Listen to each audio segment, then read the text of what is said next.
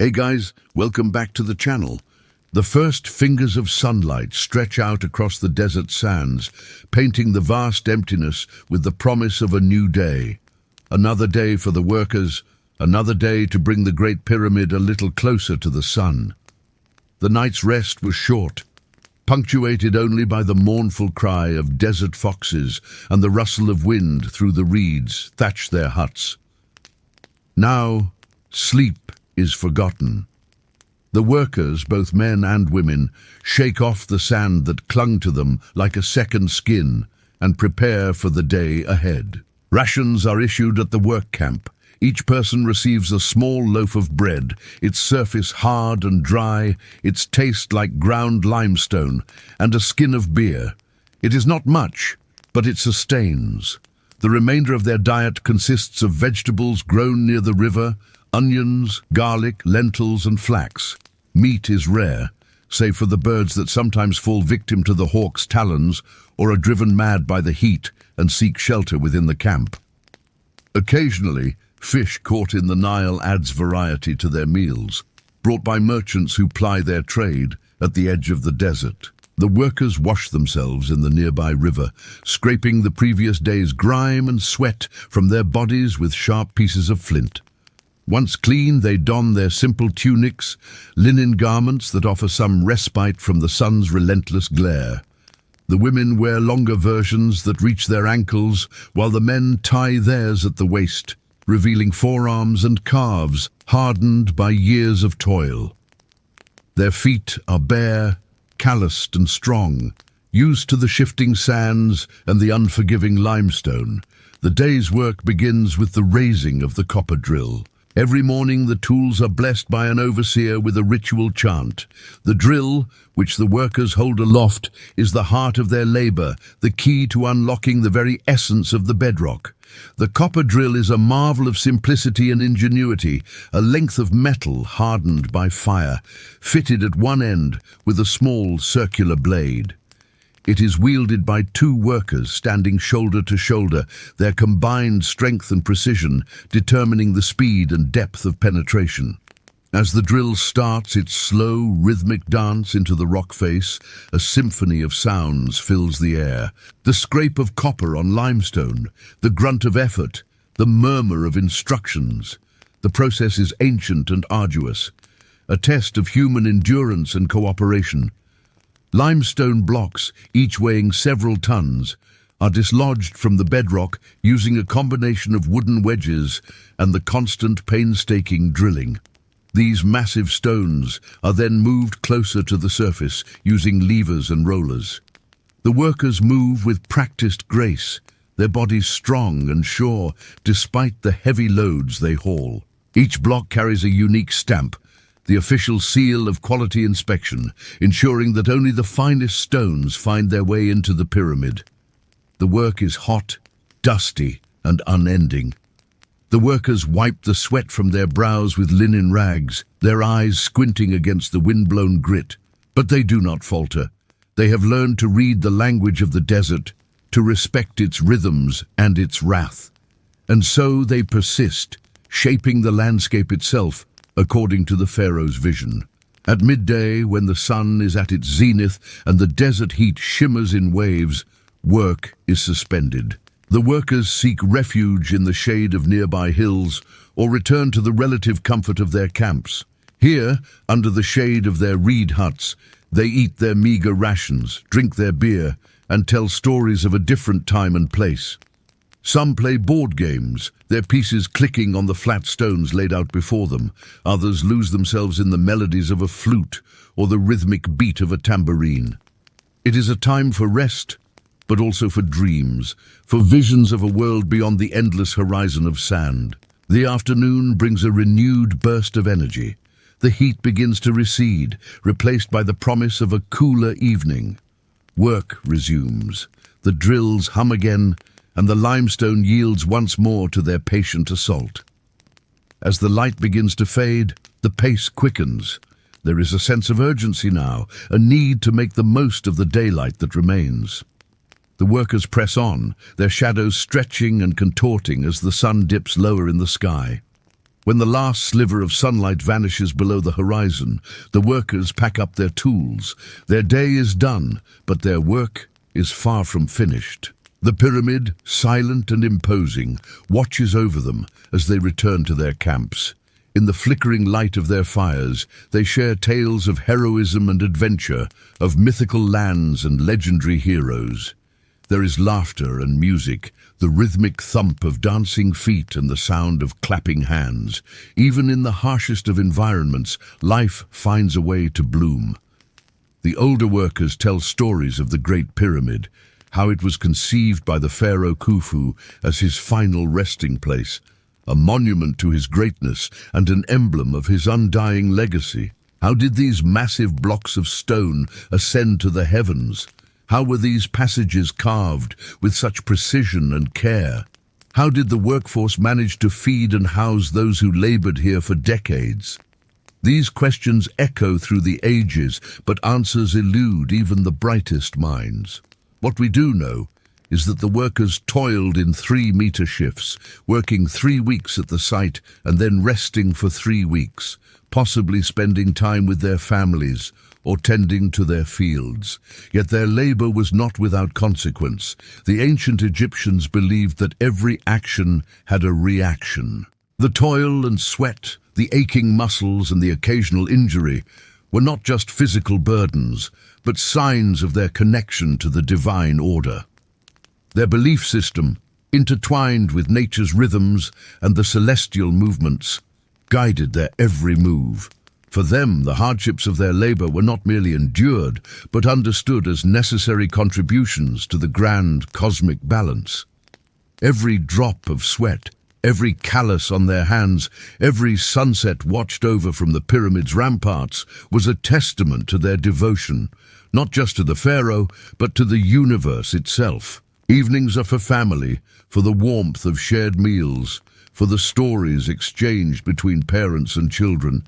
It is a time for laughter, for songs that celebrate life's simple joys, and for prayers whispered under the watchful gaze of the stars. They pray for safe passage through the night, for protection from the desert's nocturnal predators, and for strength to face another day of relentless labor. Their gods, Ra, the sun god, Anubis, the guide of the dead, and Osiris, god of the afterlife, are invoked to bless their efforts, ease their pain, and reward their unwavering dedication. The night deepens, and the desert comes alive with sound. The haunting cry of the desert wind weaves through the darkness, carrying with it the whispers of ancient spirits. The rustling of sand beneath unseen paws announces the stealthy passage of nocturnal creatures, while the distant hoot of an owl adds a layer of mystery to the star-studded sky. The workers huddle closer around their fires, seeking solace in the flickering light and the shared warmth of their small flames. The stories they tell are varied, ranging from tales of daring adventure to myths that explain the origins of the world. They speak of gods and pharaohs, of magic and monsters, and of the eternal struggle between good and evil. As the night wears on, the fires gradually dwindle, their embers glowing faintly in the darkness. One by one, the workers drift off to sleep, their dreams filled with the pharaohs, grand palaces, and of a world beyond the desert sands. Sleep is fitful, punctuated by the desert's nocturnal symphony, the lullaby of the wilderness that rocks them gently to rest. With the first hint of dawn, their slumber ends. The rising sun, a fiery orb on the horizon, heralds the start of another day, another chance to leave their mark on the enduring legacy of the pyramids.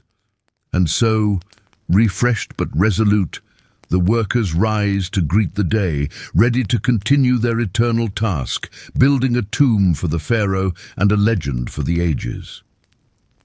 It's important to note that while our story has been grounded in the historical context of the pyramid's construction, certain aspects of it have been imagined to create a more immersive narrative. The story aims to capture the essence of the time period and the arduous labor involved in constructing these ancient wonders.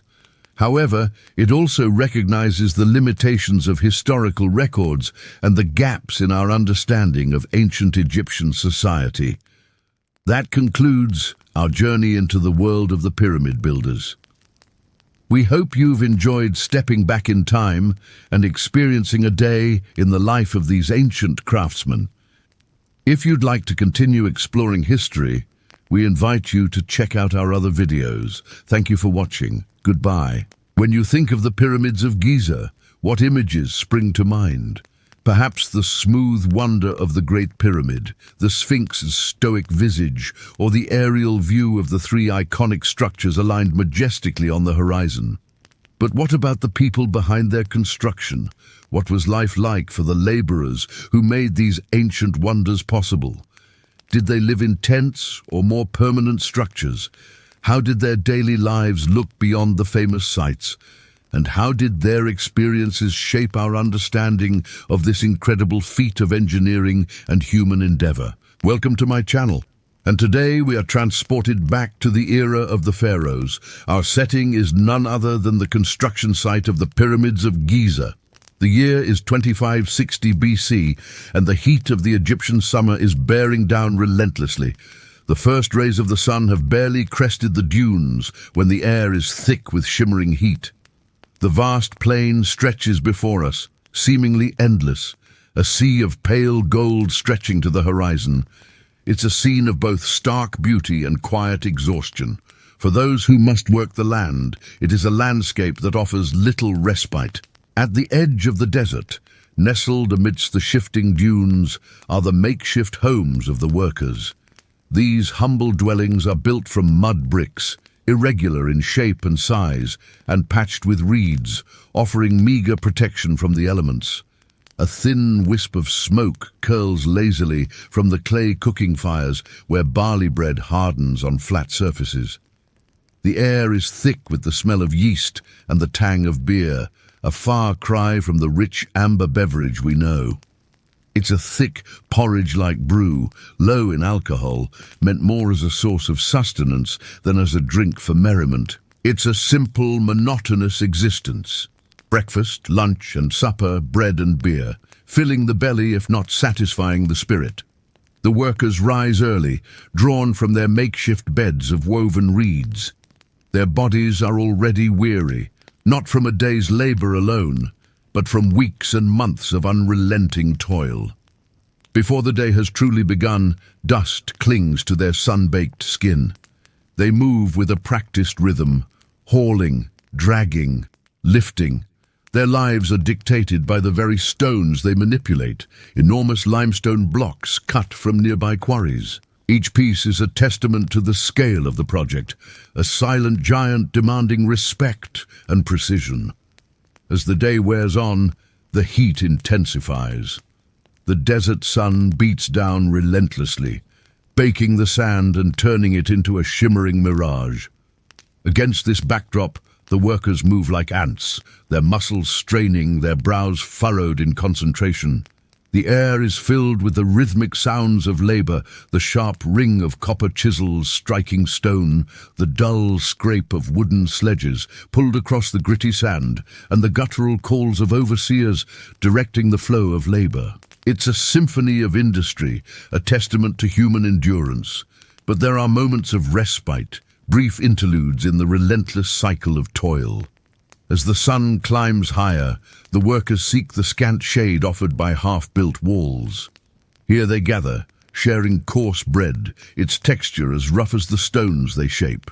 The grain is ground quickly, often leaving grit that wears down the teeth over time, but it provides sustenance, a necessary fuel for their tireless efforts. Nearby, others pour murky water onto the sand, reducing the friction and allowing the sledge to glide a little smoother.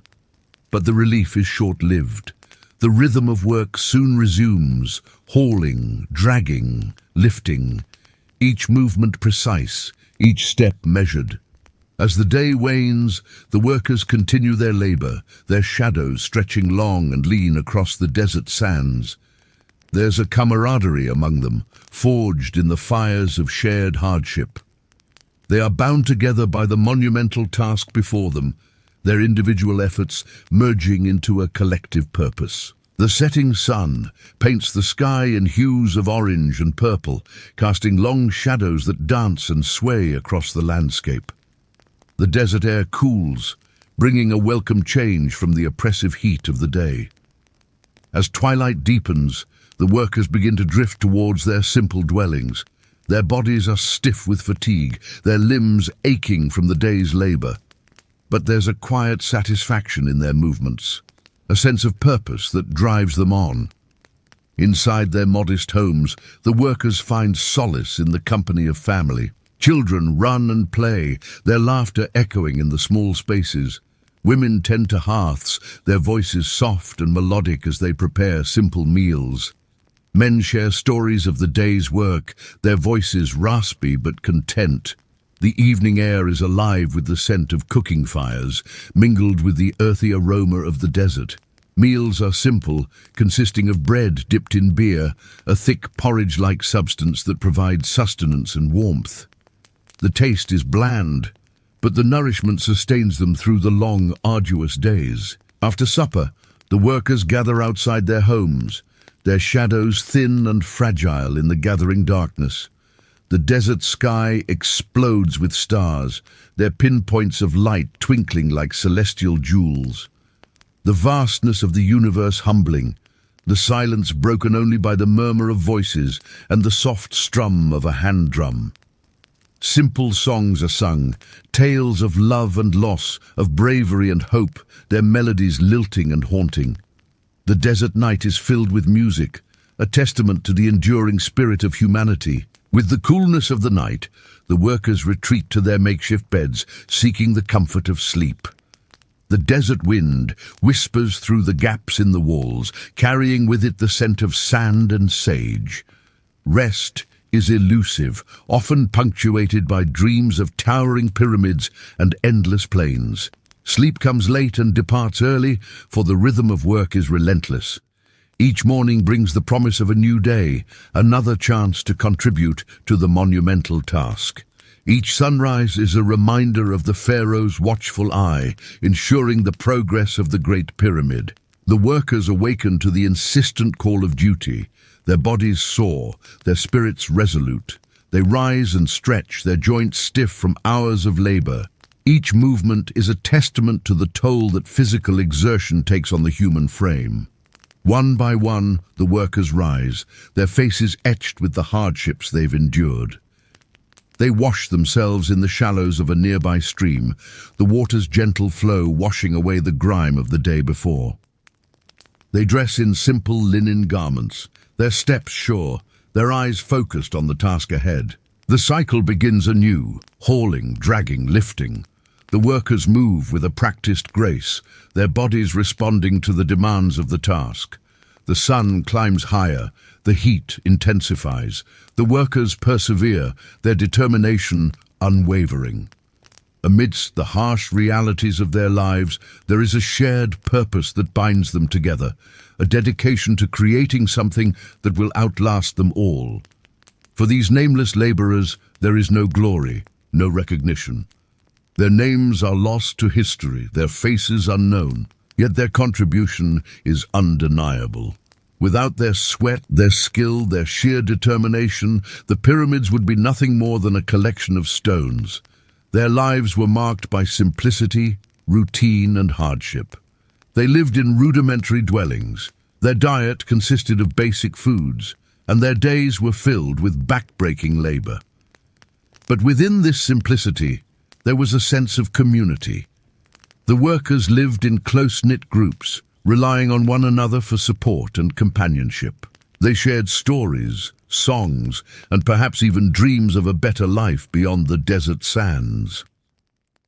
Life on the construction site of the pyramids was not merely about toil and sweat. It was about endurance, resilience, and above all, unity. The workers were not just builders, they were creators, shaping not just stone, but a legacy that continues to inspire awe millennia later. Imagine standing before the colossal structure, feeling its immensity envelop you.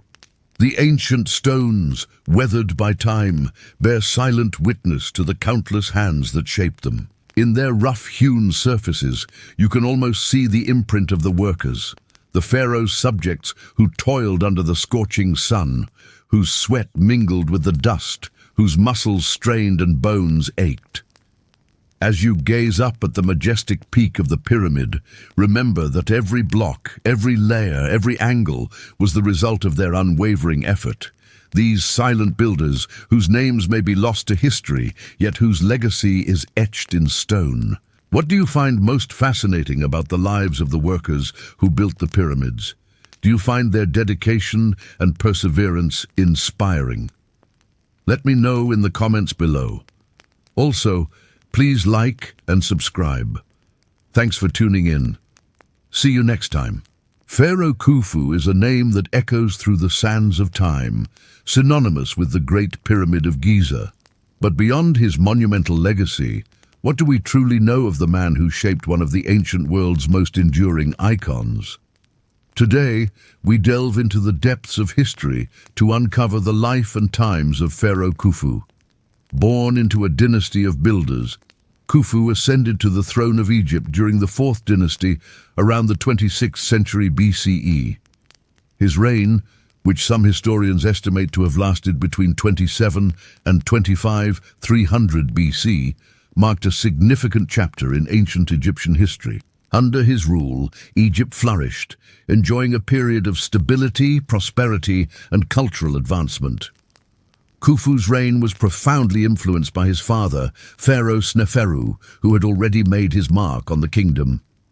Sneferu had experimented with the construction of massive pyramids, including the Bent Pyramid and the Red Pyramid.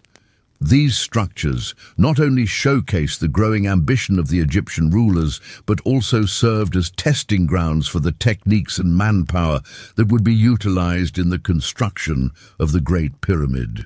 The Great Pyramid, known to the ancient Greeks as the Pyramid of Cheops, stands as the oldest and largest of the 3 pyramids at Giza. It is widely regarded as one of the most remarkable feats of engineering and architecture in the ancient world. The sheer scale and precision of the structure continue to amaze modern-day scientists and historians alike. The purpose of this monumental structure was twofold. Firstly, it served as the final resting place for Pharaoh Khufu. According to ancient Egyptian beliefs, the pharaoh was considered a divine ruler, and upon their death, their body was preserved through mummification. The mummy was then placed in a series of underground chambers within the pyramid, where it was believed that the pharaoh's spirit would join the sun god Ra in the afterlife. Secondly, the pyramid was a symbol of the pharaoh's power, wealth, and divine authority. Its imposing presence on the Giza Plateau was meant to inspire awe and reverence among the populace and to demonstrate the might of the Egyptian kingdom. The construction of such a massive structure required an incredible amount of planning, organization, and manpower. It is estimated that over 2 million limestone blocks were used in the construction of the Great Pyramid, with each block weighing several tons. The precision with which these blocks were cut and fitted together is a testament to the advanced engineering knowledge of the ancient Egyptians. The pyramid is aligned with astonishing accuracy to the cardinal points of the compass, with its base nearly a perfect square despite the irregularities of the desert terrain. It is important to note that while Khufu's name is synonymous with the Great Pyramid, the actual construction may have begun under his father, Sneferu. However, it was Khufu who likely oversaw the completion of the structure, and it bears his name as the final resting place of its architect. Despite the grandeur of the pyramids, the ancient Egyptians kept detailed records of their construction, which has allowed modern historians to gain insights into the process. Hieroglyphic inscriptions found on stone tools and fragments of papyri shed light on various aspects of pyramid building, including the quarries where the limestone was extracted and the skilled laborers and administrators involved in the project. Some scholars believe that the construction of the pyramid was a highly organized endeavor, involving teams of architects, engineers, masons, and laborers who worked in shifts to ensure the project's timely completion. The workers are often depicted as slaves or prisoners of war, but recent studies suggest that many were skilled artisans who were paid for their work.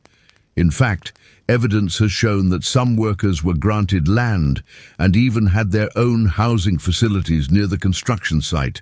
The Great Pyramid of Giza stands as a testament to the ingenuity, organization, and sheer determination of the ancient Egyptians.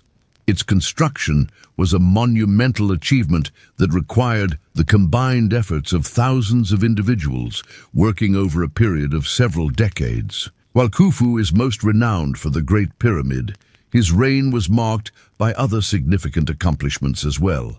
He continued the tradition of his predecessors in promoting trade and maintaining stability within the kingdom. Khufu's influence extended beyond the borders of Egypt, as evidenced by the discovery of a steelyard inscribed with his name in the Levant region. This discovery suggests that Khufu had established diplomatic and commercial ties with the rulers of Byblos, a major trading hub in the ancient world. Furthermore, during Khufu's reign, Egypt experienced a flourishing of art and architecture. While most of these works are no longer extant, some examples include the ivory miniature of Khufu, which provides a rare glimpse into the artistic conventions of the time. Additionally, the remains of a palace complex discovered at the Giza Plateau indicate the opulence and grandeur of the royal residences during Khufu's era.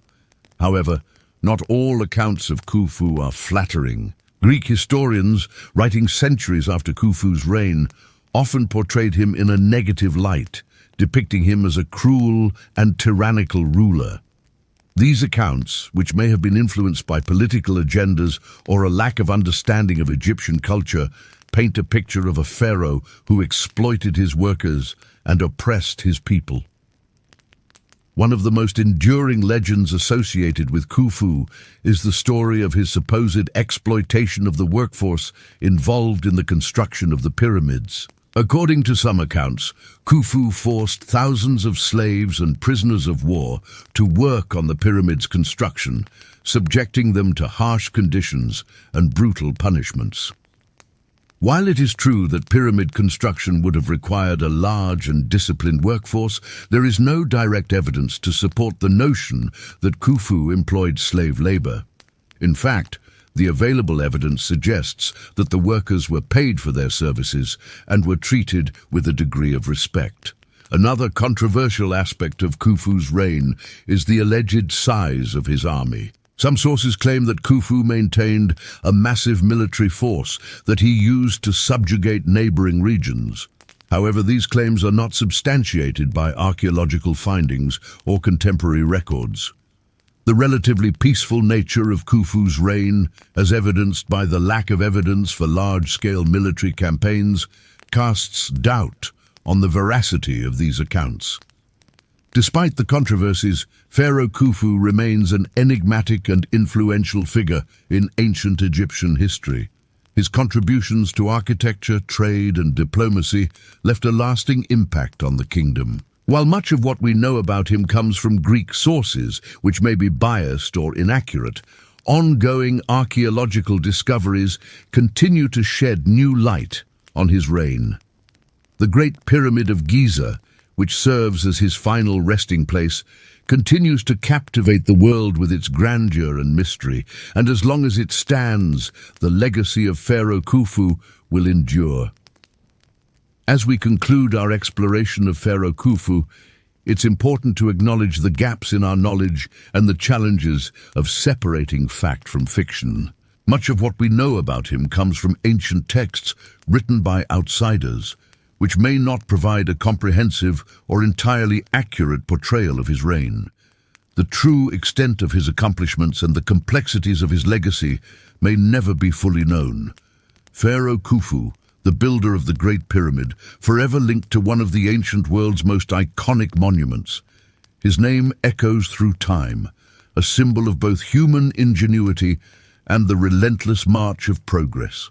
For centuries, his pyramid stood as the tallest structure on Earth, a testament to the dedication and skill of its creators. But Khufu himself remains an enigma, a ruler whose personal story is often overshadowed by the colossal monument that bears his name. Yet his legacy extends beyond the stones of Giza, touching on themes of divinity, power, and the unending human quest for immortality. Imagine standing before the Great Pyramid, feeling its immensity dwarfing you with its sheer scale. You can almost hear the echo of hammers against stone, the murmur of voices lost to the ages. The dust of ages past stirs around you, whispering tales of a time when men dared to dream of reaching the heavens. In the flickering shadows cast by the setting sun, you see not just a monument, but a gateway to eternity. The mind boggles at the thought of moving such massive stones, of aligning them with such precision, and within that structure, a secret chamber, a tomb. There, amidst the cool darkness, Khufu awaits in his eternal slumber, his dreams perhaps echoing the whispers of the wind across the desert sands. And so, dear viewers, we bring this episode to a close, inviting you to join us in the comments below. Share your thoughts, your interpretations, and even your wildest theories about Khufu. Remember, every voice adds a new stone to the mosaic of understanding. Together, we can piece together the grand tapestry of history. Don't forget to like and subscribe for more journeys through time. Until next time, keep exploring, keep questioning, and above all, keep dreaming. The sands of time hold countless secrets waiting to be uncovered, and with each passing day, we come closer to understanding the grand narrative of humanity. Thank you for joining us on this journey. What's your favorite thing about Egypt? Is it the vibrant colors of Luxor or the haunting hieroglyphs lining the tombs? What about the endless variety of Egyptian gods? Which one calls to you the most? Let me know in the comments down below. In the royal palace of Memphis, Ankh-Mahor sipped spiced wine, his gaze sweeping over the audience hall, its columns carved into papyrus plants, their slender forms supporting the ceiling far above. Sunlight streamed through blue glass windows, illuminating motes dancing in the air. A cool breeze, scented with lotus blossoms, moved through the court, carrying the distant sound of temple music. Life here was a tapestry of luxury, of calm amidst the bustle of the capital. He could afford to sit back and enjoy himself. His son Neb, however, had other ideas. Ankh-Mahor, a trusted official under Pharaoh Khufu, was training the boy for his own future in the court. But young Neb wanted nothing to do with administration, balancing accounts or mediating disputes. He wanted action, excitement. Ankh-Mahor knew just the thing for him. "Neb, come," he said, rising and clapping a hand on his son's shoulder. The boy looked up, startled from contemplation of a beetle scuttling along the wall. "My lord, father, I have arranged for you to meet someone." At the harbor, the smell of salt and fish mingled with exotic spices carried on sea winds from distant lands. There, waiting for them, was a wiry man with sun-weathered skin and kohl outlining his almond eyes. This was Khufu, captain of a ship from Byblos in the land of the Canaanites, who traded in cedar wood so prized by the Egyptians. The two men greeted each other warmly. "Old friends, Khufu, my boy will sail with you for a time, learn the ways of the sea and trade." "As you wish, my lord." But when Ankh-Mahor turned to Neb, whose face was pale, he saw his son shaking his head violently. The boy did not want to go to sea. "But you shall do as your father says," the nobleman commanded, his voice brooking no argument. "Go now, prepare for your journey." As the days passed, anticipation built. The ships were ready. The first one, sleek and swift, was designed for speed, perfect for the eastern seas. The second vessel, sturdy and strong, was meant for hauling heavy loads. Both were decked with cedar wood, so precious that only the wealthy could afford it. When the time came, the two ships set sail. Neb, dressed in fine linens, not at all used to the rocking of the sea, stood gripping the mast. Beside him, Khufu confidently steered the ship. Suddenly, a dark shape loomed on the horizon.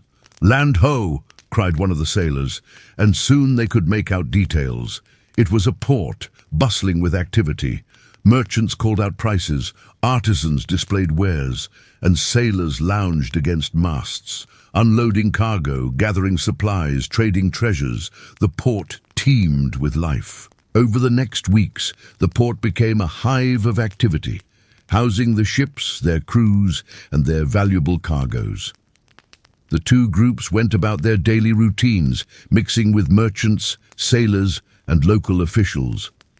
Khufu taught Neb about navigation, pointing out stars that guided travelers by night and explaining the patterns of the winds that urged them onward. Yet while Khufu thrived in this environment, he saw his son becoming increasingly unhappy. One evening, after a quarrel with the sailors, Neb sank onto the nearest bench, burying his face in his hands. Seeing this, Khufu approached him. "Neb, what troubles you? Your father had hoped you would learn our trade." "It is not my trade," the young man replied miserably. "I am not suited for the sea. I cannot navigate by the stars or read the winds like you. I fear the water and the storms. I feel sick in my stomach when the ship rocks. I only wish I were home in Memphis." Khufu smiled understandingly. "There are many skills, young friend, and many paths to follow. It is foolish to force oneself into one unsuitable path when another is clearly right." Hearing this, relief washed over Neb, and he brightened a little. "Do you think my father will understand?"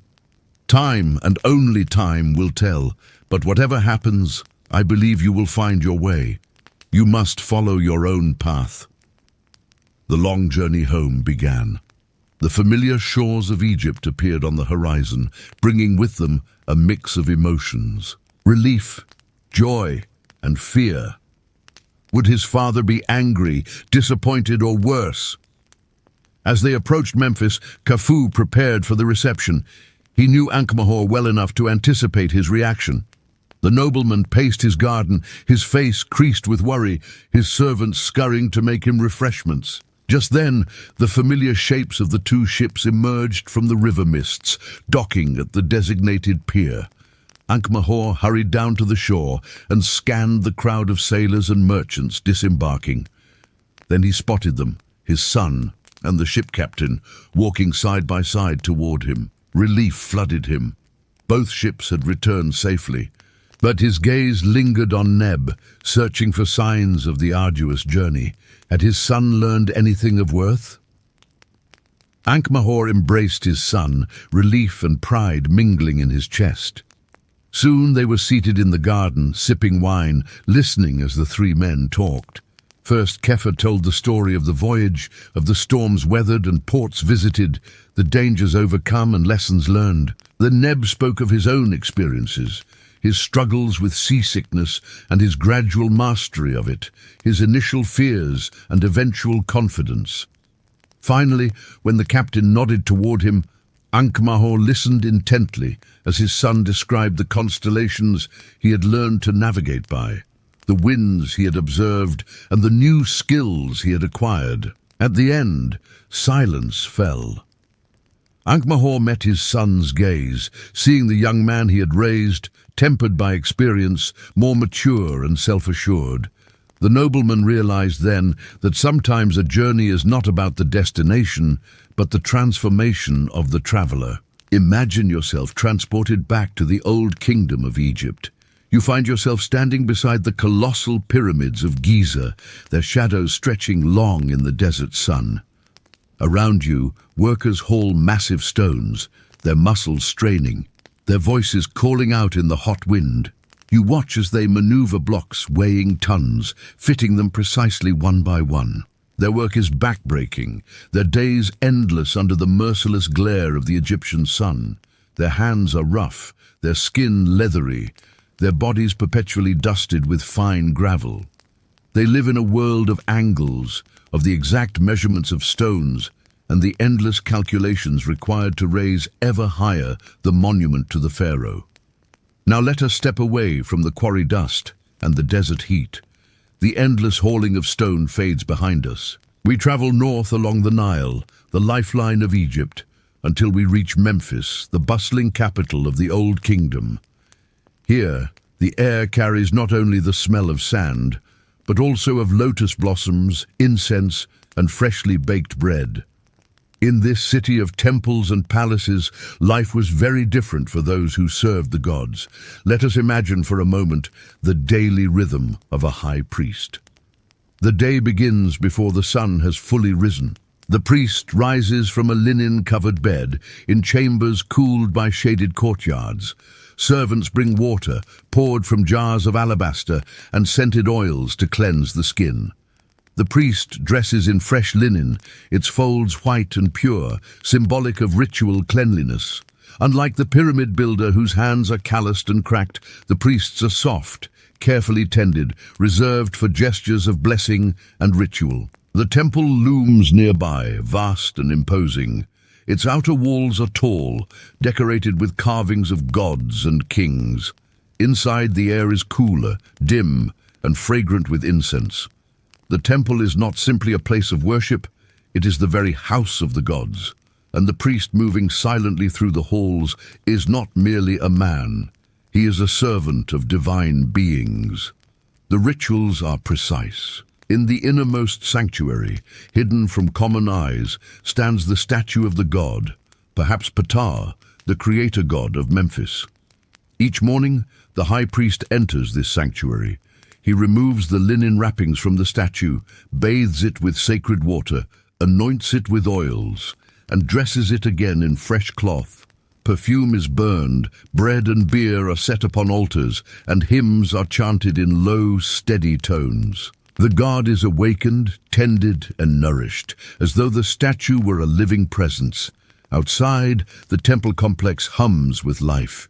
Scribes tally offerings brought by farmers, grain, cattle, vegetables, honey. Musicians rehearse hymns for festivals, workers sweep the courtyards, and artisans repair statues or carve fresh inscriptions.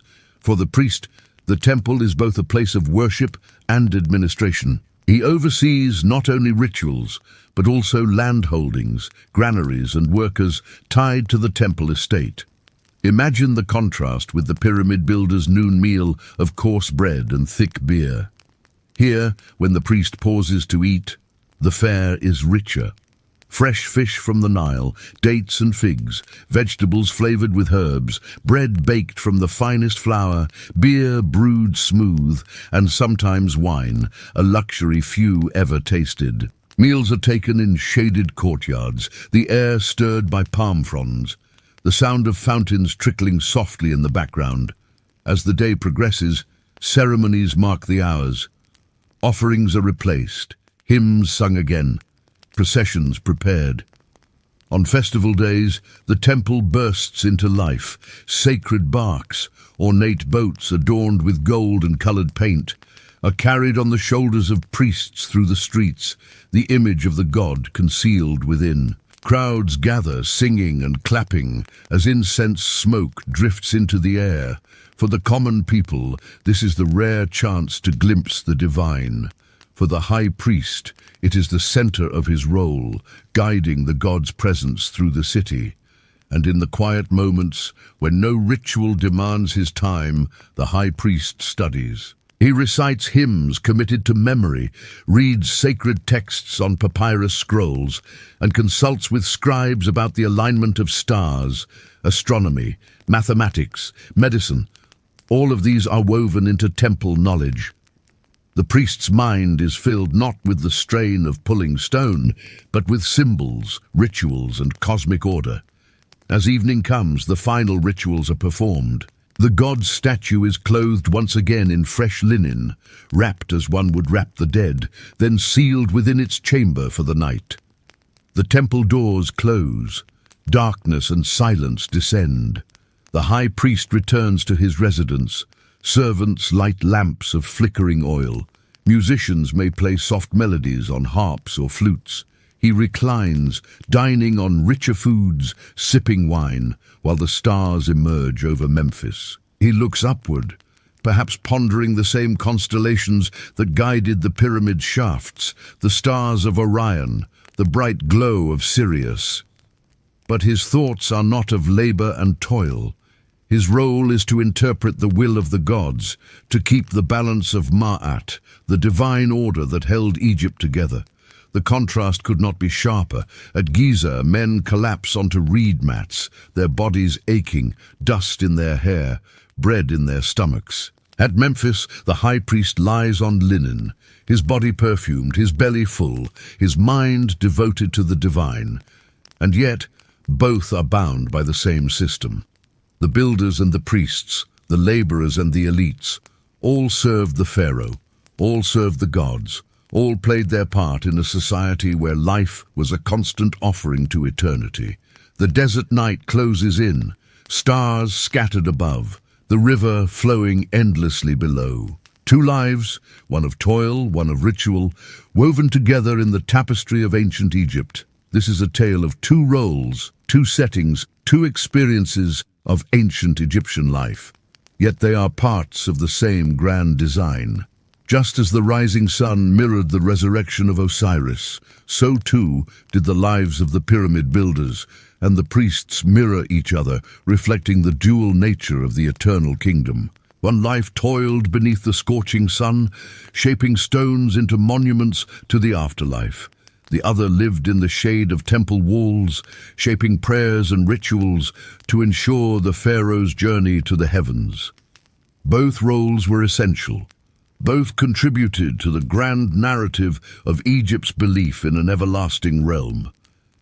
Now, we want to hear your thoughts. Which life would you have preferred? Would you have been a builder at the pyramids or a priest in the temple? Share your thoughts in the comments below, and don't forget to like this video if you enjoyed the journey through ancient Egypt.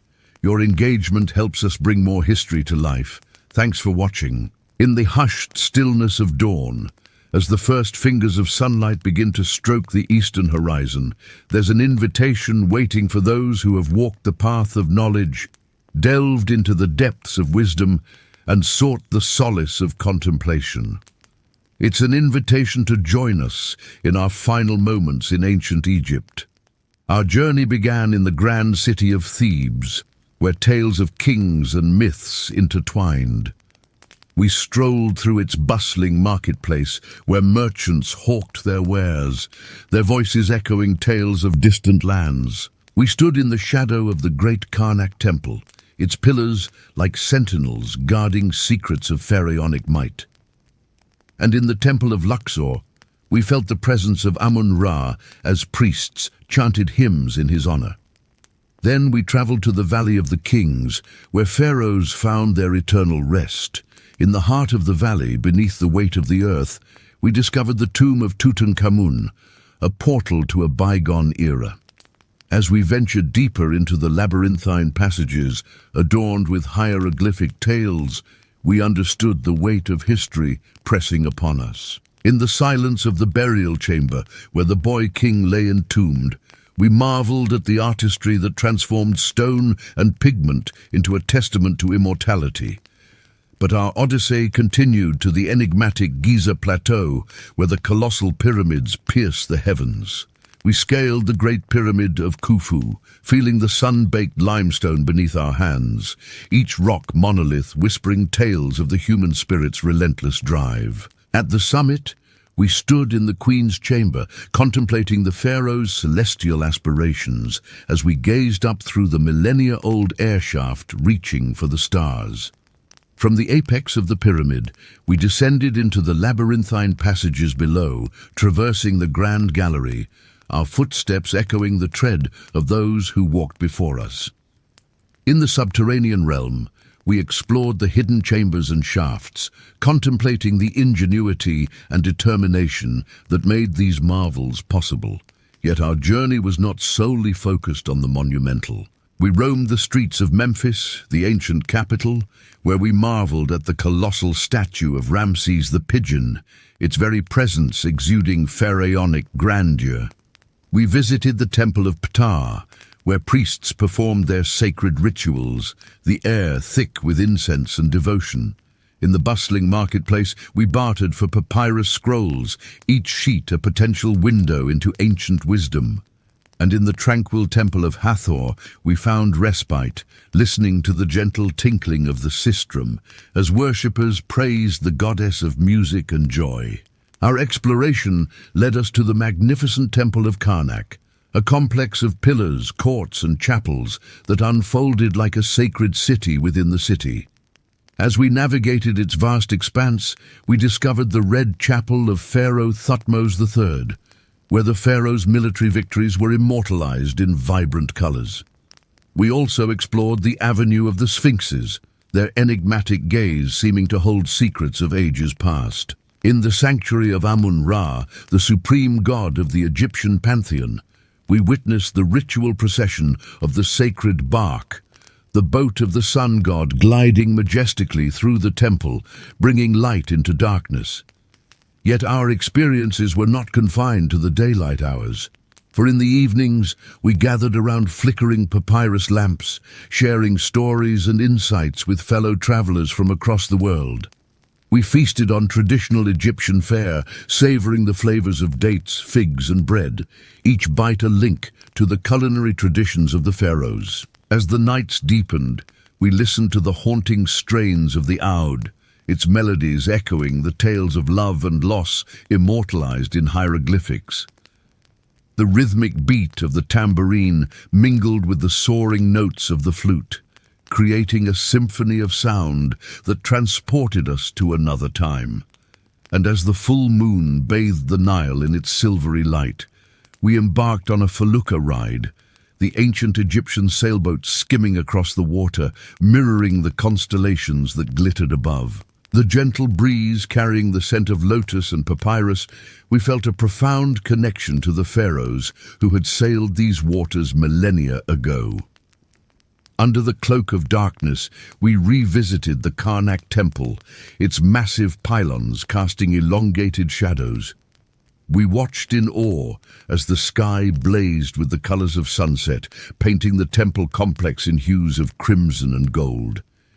It was here, as the day surrendered to night, that the magic of ancient Egypt truly unfolded. For we had the privilege of witnessing the opening of the temple, a spectacle of light, sound, and symbolism that brought the ancient myths and rituals to life. As the sacred procession wound its way through the temple courts, we were enveloped in an atmosphere of reverence and wonder. The rhythmic chant of the priests echoed through the centuries, while the rhythmic beat of drums resonated deep within our souls. In the sacred Trianon, where the celestial map shimmered with celestial brilliance, we saw the pharaoh represented by the shining sun disk, journeying through the underworld to be reborn each morning. In the central sanctuary, as the flame of the eternal flame flickered, we contemplated the mysteries of the Egyptian beliefs about the afterlife. With hearts full of reverence, we participated in the nightly ritual of leaving offerings at the base of the Great Sphinx, its enigmatic presence seeming to guard over our small tokens of respect. As the night deepened, we found solace in the soft glow of oil lamp, its gentle light illuminating the delicate brush strokes of the hieroglyphics. In the hushed quiet of the tomb, we marveled at the meticulous detail with which each hieroglyphic sign was etched into the tomb walls, realizing that these ancient writings held stories that had endured for millennia.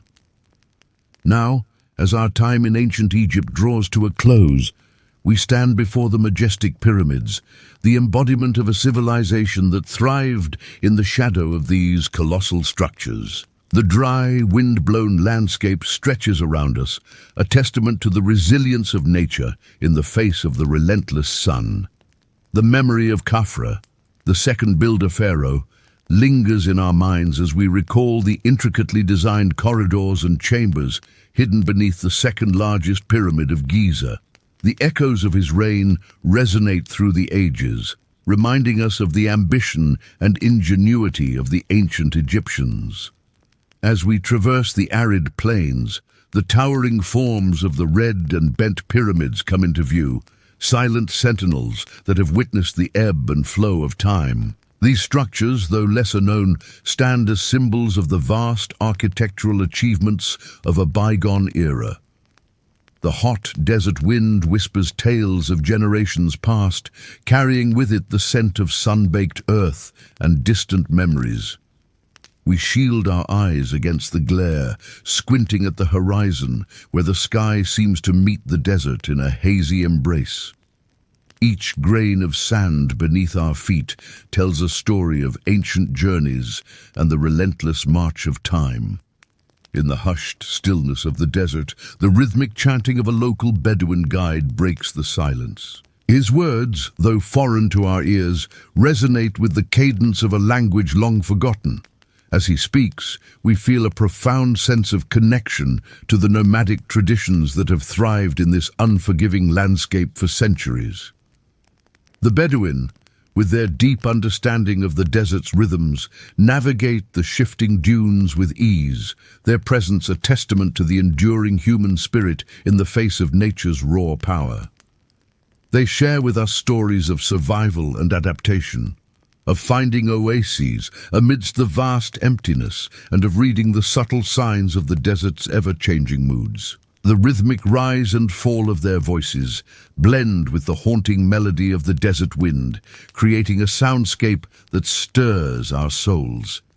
Beneath the relentless sun, we continue our journey, the desert's grandeur unfolding before us in a panorama of golden hues. The undulating dunes, shaped by the whims of the wind, seem to stretch endlessly, offering a mesmerizing display of natural artistry.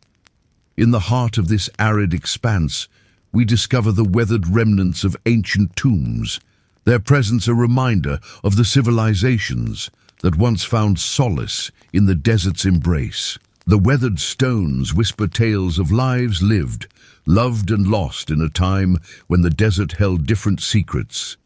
As the sun begins its descent, the desert transforms. Bathed in the warm glow of the setting sun, the sky blazes with hues of orange and purple, casting long shadows that dance across the dunes. This fleeting spectacle of colors and light reminds us of the ephemeral nature of beauty and the passage of time. And as darkness falls, the desert reveals its nocturnal wonders. The velvety expanse of the night sky shimmers with a tapestry of stars, their distant light twinkling above the endless dunes. The Milky Way stretches across the heavens, a river of stars that guides our thoughts to the mysteries of the cosmos. With the guidance of our Bedouin companions, we find solace around a crackling campfire, its flames casting dancing shadows that play across our faces. The warmth of the fire brings comfort against the desert chill as we share stories and laughter, forging bonds that transcend time and culture. As the embers glow, the desert wind continues its eternal song, carrying with it the whispers of ancient spirits and the promise of new dawns. With hearts full of gratitude for this extraordinary experience, we bid farewell to the desert, its grandeur and its magic forever imprinted in our memories. The journey through ancient Egypt has been a profound odyssey, a voyage into the heart of one of the world's most enigmatic civilizations. From the bustling streets of Thebes to the silent majesty of the pyramids, we have walked in the footsteps of pharaohs, priests, and ordinary folk whose lives unfolded in the shadow of the eternal pyramids. Our time in ancient Egypt draws to a close. We have walked in the sandals of the pyramid builders, felt the weight of their stones, the dryness of their bread, the exhaustion of their bodies. We have glimpsed Pharaoh Khufu, seated in splendor, envisioning a monument that would outlast empires. We have wandered through the mysteries of stone chambers and shafts reaching toward the stars, still unanswered after thousands of years. And we have drifted into the shaded courtyards of Memphis, where priests tended gods and dined on finer food, living lives far removed from the dust of Giza. Each layer of this history is like a block in the pyramid itself. The laborers, the pharaoh, the priests, the mysteries, together they form the structure of a world long gone, yet still present in the monuments that remain. The rhythm of their lives, though distant, still echoes faintly in ours. Imagine once more the desert at night. The pyramid looms against the starlit sky, silent, immovable, timeless. Around it, the workers' village lies quiet, the fires burned low, the people sleeping. Farther away, the halls of Memphis are dark, the gods resting in their sanctuaries, priests slumbering on linen beds. The Nile flows steadily, as it always has, carrying with it the soft reflection of moonlight. Their world has passed. The dust of the builders has returned to the earth. The pharaoh's name, carved in stone, survives, though his voice does not. The priests' rituals are no longer spoken, their hymns no longer sung. And yet, the pyramid still stands, a silent witness, a reminder of lives lived in sun and shadow. And you, listening now, can leave it there. You need not carry the weight of stones, nor endure the desert's heat. You rest in a different age, in a softer bed, with comforts unknown to them. The world of ancient Egypt fades into the distance, and all that remains is quiet. So let your breathing slow, steady as the Nile's current. Let your thoughts drift like sand, carried by the desert wind.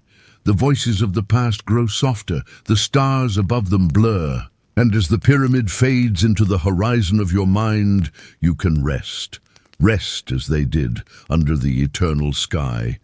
Rest as history settles gently into silence. Rest and sleep.